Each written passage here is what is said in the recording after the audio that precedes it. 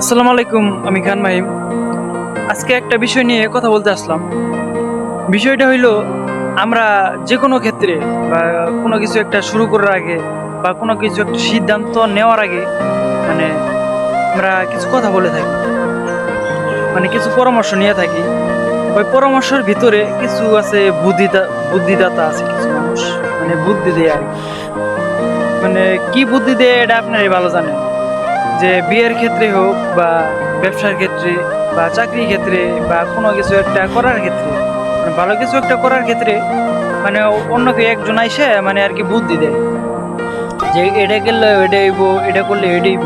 মানে হাজার হাজার মানে তার কাছে আর কি বুদ্ধি থাকে, কিন্তু মানে একটু খোঁজ নিয়ে দেখবেন তার ফ্যামিলির ঠিক নাই।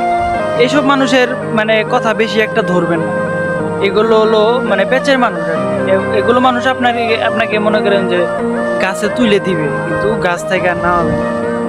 আপনাকে বলবে যে তুই গাছে উঠ, পরে আপনি গাছে উঠবেন, তারপরে যে আপনাকে যে নামাইবে আপনারে, এটা আল্লাহ মাহবুব ছাড়া কেউ জানে না।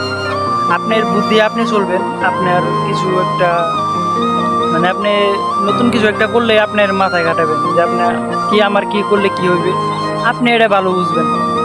কিন্তু থার্ড ক্লাস মানুষ আছে, তাদের বুদ্ধি ধরলে আর কি মনে করেন যে ব্যবসায় এটা হারার গতি নেই।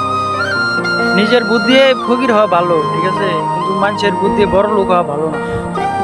এসব মানুষের মনে করেন যে নিজের ফ্যামিলি ঠিক নাই, কিন্তু ভিতরে মানে বাইরের মানুষকে আর কি বুদ্ধি দেয় যে বড় লোক আর বুদ্ধি। এগুলো মানুষ থেকে একটু দূরে থাকবেন, ঠিক আছে, নিজের বুদ্ধি নিজে চলবেন, এটাই আর কি কথা। ধন্যবাদ।